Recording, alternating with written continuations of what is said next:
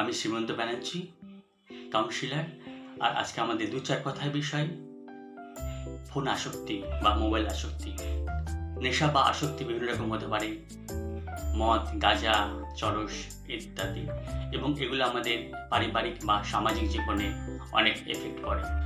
কিন্তু এখন সব থেকে গুরুত্বপূর্ণ নেশা, যেটা ছোট থেকে বড় প্রত্যেকেই আসক্তি আছে, সেটা হচ্ছে মোবাইলের নেশা বা স্মার্টফোন নেশা। ছোট থেকে বড় প্রত্যেকেই এর ভুক্তভোগী। কত টাইম আমরা দিনে স্পেন্ড করছি জানি না মোবাইলের পেছনে।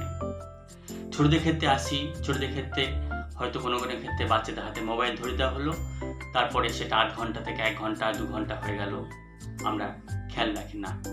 কিন্তু বাচ্চাদের ক্ষেত্রে বলা হয় তাদেরকে একটা টাইম বিং করে দেওয়া দরকার, স্ক্রিন টাইম বাচ্চাদের থাকা দরকার। সেটা ৮ ঘন্টা থেকে ৪০ মিনিট ৩৫ মিনিট হতে পারে। বাচ্চাদের মোবাইল হাতে না দিয়ে বিভিন্ন সৃষ্টিমূলক কাজ, হাতে কাজ, ছবি আঁকা, গান করা, এগুলোতে ইনভলভ করা দরকার এবং পড়াশোনাটা করানো দরকার। এরপরে আসছি অ্যাডোলেসেন্ট এজ বা বয়ঃসন্ধিকাল। এটা এই বয়সের ছেলেমেয়েদের স্বাধীনতা থাকে, বয়সের ছেলেমেয়েদেরও মোবাইল অ্যাডিকশন বা মোবাইল আসক্তি প্রচুর। আমি দেখেছি গার্জেনরা বাচ্চাকে, ছেলেকে, মেয়েকে নিয়ে যাচ্ছেন, বাবা মার পেছনে স্কুটি করে বাইকে যাচ্ছেন, মোবাইল দেখতে যাচ্ছে, এবং কত টাইম মোবাইল দেখছি দিন রাত্রে তার ঠিক নেই। এক্ষেত্রে বাচ্চাদেরকে তো জোর করা যাবে না, যেহেতু অ্যাডোলেসেন্ট এজ বা বয়ঃসন্ধিকাল, তাদের সঙ্গে কথা বলে একটা স্ক্রিন টাইম করে নেওয়া দরকার, এবং পড়াশোনার জন্য মোবাইল অবশ্যই দরকার। আলোচনা করে স্ক্রিন টাইম প্রতিদিন ৮ ঘন্টা থেকে ৪০-৩৫ মিনিট হতে পারে, তার বেশি নয়। বইয়ের পড়াটা বেশি করে থাকা দরকার।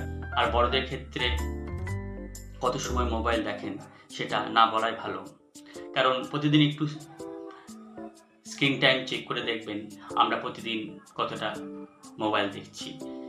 বাজারে গিয়ে মোবাইল, বাইক চালাতে চালাতে মোবাইল, বাচ্চাকে স্কুলে দিয়ে মোবাইল, রাত্রে শোয়ার আগে ১ ঘন্টা ২ ঘন্টা ৩ ঘন্টা মোবাইলে আমরা ব্যয় করছি, অর্থাৎ আমাদের টাইমটা মোবাইলময় হয়ে যাচ্ছে। বড়দের ক্ষেত্রে বলা যে একটু কন্ট্রোল করুন, দেখুন মোবাইল যেন আমাদের কন্ট্রোল করতে না পারে, আমরা যেন ভবিষ্যতে মোবাইলকে কন্ট্রোল করতে পারি।